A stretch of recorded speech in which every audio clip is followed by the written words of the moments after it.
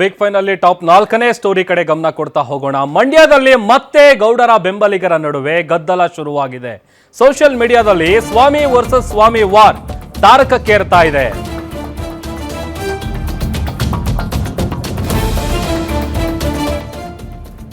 ಸಕ್ಕರೆ ನಾಡು ಮಂಡ್ಯದಲ್ಲಿ ಮತ್ತೆ ಗೌಡರ ಬೆಂಬಲಿಗರ ನಡುವೆ ಗದ್ದಲ ಶುರುವಾಗಿದೆ. ಅದು ಸೋಷಿಯಲ್ ಮೀಡಿಯಾದಲ್ಲಿ ನಡೀತಾ ಇರುವಂತಹ ವಾರ್ ಇದು.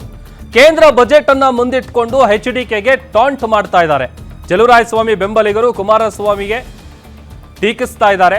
ಮಂಡ್ಯಗೆ ಕುಮಾರಸ್ವಾಮಿ ಅವರಿಂದ ಕೊಡುಗೆ ಶೂನ್ಯ ಅಂತ ಲೇವಡಿ ಮಾಡ್ತಾ ಇದ್ದಾರೆ.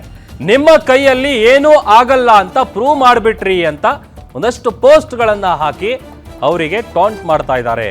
ಕೇಂದ್ರ ಮಂತ್ರಿ ಕುಮಾರಸ್ವಾಮಿ ವಿರುದ್ಧ ಪೋಸ್ಟ್ ವಾರ್ ಸದ್ಯ ಜೋರಾಗಿ ನಡೀತಾ ಇದೆ.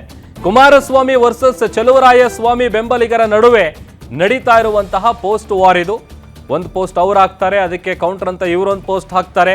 HDK ವಿರುದ್ಧ ಸಚಿವ ಚಲುವರಾಯಸ್ವಾಮಿ ಬೆಂಬಲಿಗರಿಂದ ಪೋಸ್ಟ್ ವಾರ್ ಅನ್ನ ಶುರು ಮಾಡಲಾಗಿದೆ. ರಾಜ್ಯಕ್ಕೆ ಕೈಗಾರಿಕೆ ಘೋಷಿಸಿದ HDKಗೆ ಧನ್ಯವಾದಗಳು ಅಂತ ಹೇಳಿ ಅವರ ಕಾಲೆಳೆಯುವಂತ ಕೆಲಸ ಮಾಡ್ತಾ ಇದ್ದಾರೆ. ಕೈಯಲ್ಲಿ ಚೊಂಬು, ಹಣಿಯಲ್ಲಿ 3 ನಾಮ ಹಾಕಿ ಒಂದು ಫೋಟೋವನ್ನು ಹಾಕಿ ವ್ಯಂಗ್ಯವಾಡ್ತಾ ಇದ್ದಾರೆ. ಆ ಫೋಟೋ ಕೂಡ ನಾವು ಸ್ಕ್ರೀನ್ ಮೇಲೆ ನೋಡ್ತಾ ಇದ್ದೀವಿ.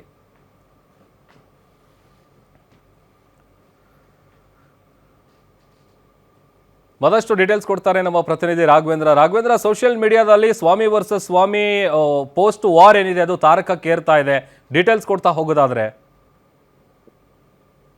ಎಸ್ ಪ್ರಭು, ಸಕ್ಕರೆ ಮಂಡ್ಯ ಜಿಲ್ಲೆಯಲ್ಲಿ ರಾಜಕೀಯ ಶೀತಲ ಸಮರ ಮುಂದುವರೆದಿರುವಂತದ್ದು. ಅದರಲ್ಲೂ ಕೂಡ ಏನು ಕೇಂದ್ರ ಸಚಿವ ಮತ್ತೆ ರಾಜ್ಯದ ಕೃಷಿ ಸಚಿವರಾಗಿರುವಂತಹ ಚಲುವರಾಯಸ್ವಾಮಿ ಬೆಂಬಲಿಗರ ನಡುವೆ ಇದೀಗ ಸೋಷಿಯಲ್ ಮೀಡಿಯಾದಲ್ಲಿ ಒಂದು ರೀತಿಯ ಟಾಕ್ ವಾರ್ ಆರಂಭ ಆಗಿರುವಂತದ್ದು. ಅದರಲ್ಲೂ ಕೂಡ ಏನು ಕಳೆದ ಚುನಾವಣೆಯಲ್ಲಿ ಕೇಂದ್ರ ಸಚಿವರಾಗಿ ಏನು ಕುಮಾರಸ್ವಾಮಿ ಅವರು ಅದು ಕೂಡ ಭಾರಿ ಕೈಗಾರಿಕಾ ಸಚಿವರಾಗಿ ಅವರು ಪ್ರಮಾಣ ವಚನ ಸ್ವೀಕರಿಸಿದ ನಂತರ ಮಂಡ್ಯ ಜಿಲ್ಲೆಗೆ ಏನು ಕೊಡುಗೆಯನ್ನು ಕೊಟ್ಟಿಲ್ಲ ಅಂತ ಹೇಳಿ ಈಗ ಆ ಸ್ವಾಮಿ ಅಂದ್ರೆ ಚಲುವರಾಯಸ್ವಾಮಿಯ ಒಂದು ಬಣ ಈಗ ಒಂದು ಪೋಸ್ಟ್ ಅನ್ನ ಹಾಕುವ ಮೂಲಕ ವ್ಯಂಗ್ಯ ಆಡ್ತಿರುವಂತದ್ದು. ಯಾಕೆಂದ್ರೆ ಕುಮಾರಸ್ವಾಮಿ ಅವರು ಈಗ ಕೇಂದ್ರದಲ್ಲಿ ಮಂತ್ರಿ ಆಗಿದ್ದಾರೆ, ಆದ್ರೆ ಕರ್ನಾಟಕ ರಾಜ್ಯಕ್ಕಾಗ್ಲಿ ಅಥವಾ ಅವರ ಕ್ಷೇತ್ರವಾಗಿರುವಂತಹ ಮಂಡ್ಯ ಜಿಲ್ಲೆಗಾಗ್ಲಿ ಯಾವುದೇ ರೀತಿಯ ಒಂದು ಕೊಡುಗೆಯನ್ನು ಕೊಟ್ಟಿಲ್ಲ. ಕೇವಲ ಅವರು ಕೊಟ್ಟಿರುವಂತಹ ಒಂದು ಕೈಗಾರಿಕಾ ಘೋಷಣೆ ಎಷ್ಟು ಘೋಷಣೆಯಾಗಿ ಉಳಿದಿವೆ ಹೊರತು ಯಾವುದೂ ಕೂಡ ಅನುಷ್ಠಾನಕ್ಕೆ ಬಂದಿಲ್ಲ ಅಂತ ಹೇಳಿ ಒಂದು ವ್ಯಂಗ್ಯದ ಪೋಸ್ಟ್ ಅನ್ನ ಹಾಕುವ ಮೂಲಕ ಒಂದು ರೀತಿ ಅವರ ಕಾಲೆಳೆಯುವಂತಹ ಪ್ರಯತ್ನವನ್ನ ಮಾಡ್ತಿದೆ. ಅದರಲ್ಲೂ ಕೂಡ ಕುಮಾರಸ್ವಾಮಿಯ ಒಂದು ಭಾವಚಿತ್ರಕ್ಕೆ ಹಣೆಗೆ 3 ನಾಮ ಹಾಕಿ ಕೈಲಿ ಒಂದು ಚೊಂಬು ಇಟ್ಕೊಂಡು ಕರ್ನಾಟಕಕ್ಕೆ ಕೊಟ್ಟದ್ದು ಇಷ್ಟು, ಮಂಡ್ಯ ಜಿಲ್ಲೆಗೆ ಶೂನ್ಯ ಕೊಡುಗೆ ಅಂತ ಹೇಳಿ ಆ ಒಂದು ಪೋಸ್ಟ್ ಅನ್ನ ಹಾಕಿದ್ರೆ ಅದಕ್ಕೆ ಪ್ರತಿಯಾಗಿ ಕೂಡ ಕುಮಾರಸ್ವಾಮಿ ಬೆಂಬಲಿಗರು ಏನು ಪುಟ್ಟರಾಜು ಇರ್ಬೋದು ಅಥವಾ ಬೇರೆ ಬೇರೆ ರಾಜಕೀಯ ಮುಖಂಡರ ಒಂದು ಬೆಂಬಲಿಗರು ಕೂಡ ಕಾಂಗ್ರೆಸ್ನ ಒಂದು ವೈಯಕ್ತಿಕ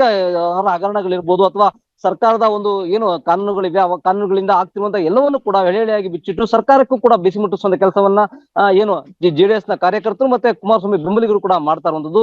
ಈ ಒಂದು ಪ್ರಕರಣ ನೋಡ್ತಾ ಇದ್ರೆ ಮಂಡ್ಯ ಜಿಲ್ಲೆಯಲ್ಲಿ ಶೀತಲ ಸಮರ ಮುಂದುವರೆದಿದೆ ಅಂತಾನೆ ಹೇಳ್ಬೋದು. ಯಾಕೆಂದ್ರೆ ರಾಜಕೀಯ ಜಿದ್ದಾಜಿದ್ದಿಗೆ ಹೆಸರುವಾಸಿಯಾಗಿರುವಂತಹ ಮಂಡ್ಯ ಜಿಲ್ಲೆಯಲ್ಲಿ ಇದೀಗ ಸ್ವಾಮಿ ವರ್ಸಸ್ ಸ್ವಾಮಿಯವರ ಶೀತಲ ಸಮರ ಅದರಲ್ಲೂ ಕೂಡ ಸೋಷಿಯಲ್ ಮೀಡಿಯಾದಲ್ಲಿ ಆಗ್ತಿರುವಂತದ್ದು.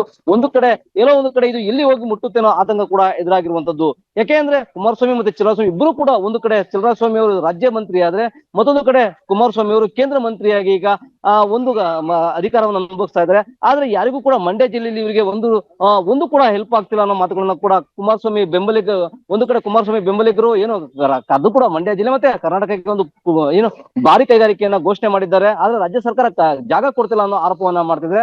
ಆದ್ರೆ ಪ್ರತಿಯಾಗಿ ಕಾಂಗ್ರೆಸ್ನವರು ಕುಮಾರಸ್ವಾಮಿ ಕೇವಲ ಘೋಷಣೆ ಮಾಡಿದಂತ ಕಾರ್ಖಾನೆಗಳು ಕೇವಲ ಘೋಷಣೆಯಾಗಿ ಉಳಿದಿವೆ. ಅದು ಕೂಡ ಏನು ಕುಮಾರಸ್ವಾಮಿ ಅವರು CM ಆಗಿದ್ದಂತ ಸಂದರ್ಭದಲ್ಲಿ ಮಂಡ್ಯ ಜಿಲ್ಲೆಗೆ 8,000 ಕೋಟಿಗಳನ್ನ ಕೊಡ್ತೀನಿ ಅಂತ ಹೇಳಿದ್ರು, ಅದು ಕೂಡ ಬರ್ಲಿಲ್ಲ. ಹಾಗಾಗಿ ಎಲ್ಲೋ ಒಂದು ಕಡೆ ಇದು ಕೂಡ ಕುಮಾರಸ್ವಾಮಿ ಅವರ ಕುಮಾರಸ್ವಾಮಿ ಅವರ ಕೈಗೆ ಚುಂಬನ ಕೊಟ್ಟಂದು ಅಂದ್ರೆ ಮಂಡ್ಯ ಜಿಲ್ಲೆಗೆ ಒಂದು ಜನರಿಗೆ ಒಂದು ಮೋಸವನ್ನ ಮಾಡಿದ್ದಾರೆ, ಅವ್ರಿಗೆ ತುಪ್ಪನ ಸೋದಂತ ಕೆಲಸವನ್ನ ಮಾಡಿದ್ದಾರೆ ಅನ್ನೋ ಆರೋಪವನ್ನ ಮಾಡ್ತಾ ಇರುವಂತದ್ದು.